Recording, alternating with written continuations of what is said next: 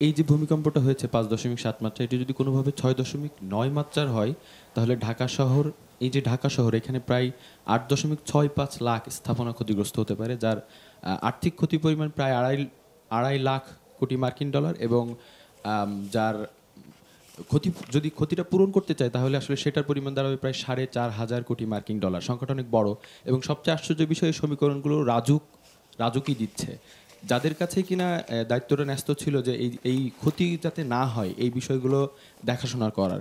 তো আমার প্রথম প্রশ্ন হচ্ছে যে আসলে জবাবদিহিতার জায়গাটা কোথায়, কিংবা দায়বদ্ধতার জায়গাগুলোই বা আসলে কোথায়? এটি স্যারের কাছে প্রশ্ন। এবং আরও একটা প্রশ্ন ছিল স্যারের কাছে, যদি অ্যালাউ করতেন, যে রাজু কি বলছে যে ড্যাপ পরিবর্তন করা হচ্ছে ব্যবসায়ীদের চাপে, এবং এফএআর বাড়ানো হচ্ছে ব্যবসায়ীদের চাপে, এবং এখানে নাকি রাজনৈতিক নেতাদেরও একটা উদাসীনতা আছে। তো ব্যবসায়ী হিসেবে, রাজনৈতিক নেতা হিসেবে, কিংবা যদি সামগ্রিকভাবে বাংলাদেশের একজন নাগরিক হিসেবে, আসলে আমাদের লজ্জাবোধের জায়গাটা কোন জায়গায় যাওয়া উচিত, যে জায়গায় গেলে আসলে আমরা আমাদের এই যে এত কোটি মানুষের প্রাণে যে শহরটা দাঁড়িয়ে, সেই প্রশ্নটা শুনতে শহরটার জন্য চাচ্ছি। আমরা ভাবতে পারবো? জি, জনাব ধন্যবাদ। সৈয়দ হুমায়ুন আখতার, আপনাকে দিয়ে শুরু করি। আচ্ছা, আমি বলি না, যে যেটা ড্যাব, যেটা অনেক দিন ধরে শুনে আসছি, তাই না? তো সেটা আসলে এখানে ইন্টারাপ্টেড হচ্ছে অনেক সময়, তাই না, বিভিন্ন রাজনৈতিক ব্যবসায়িক বিভিন্ন ইস্যুর থেকে। কিন্তু এইগুলোর সাথে তো আমার কম্প্রোমাইজ করলে হবে না।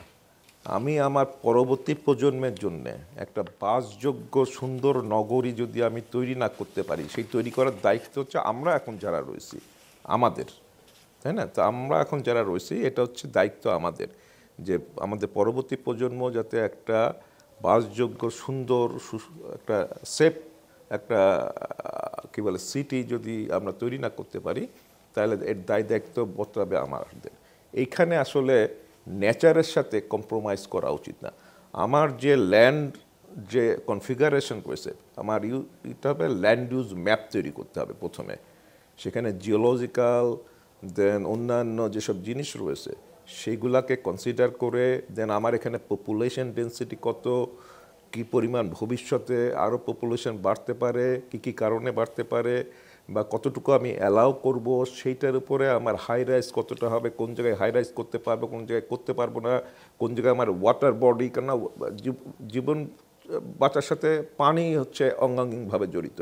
আমার যদি পাশে যদি ওয়াটার না থাকে, ওয়াটার ক্রাইসিস, গ্রাউন্ড ওয়াটার অনেক নিচে নেমে যাচ্ছে, তাই না, খাল সারফেস ওয়াটারও নাই, যেটা জলবদ্ধতা সৃষ্টি করছে এগুলা ফিল করে, তাই না, সেই জলবদ্ধতার কারণে ক্রোর্স অফ ইকোনমিক লস হচ্ছে, দেন এটার হেলথ ডিজিজ হচ্ছে, ডক্টরের কাছে যেতে হচ্ছে। তো আমার মনে হয় এগুলোর সাথে কম্প্রোমাইজ করা উচিত না। এটার জন্য আমি যেটা শুরুতে বলছিলাম, যে আমাদের এইসব ব্যাপারে সামাজিক আন্দোলন গড়ে তুলতে হবে।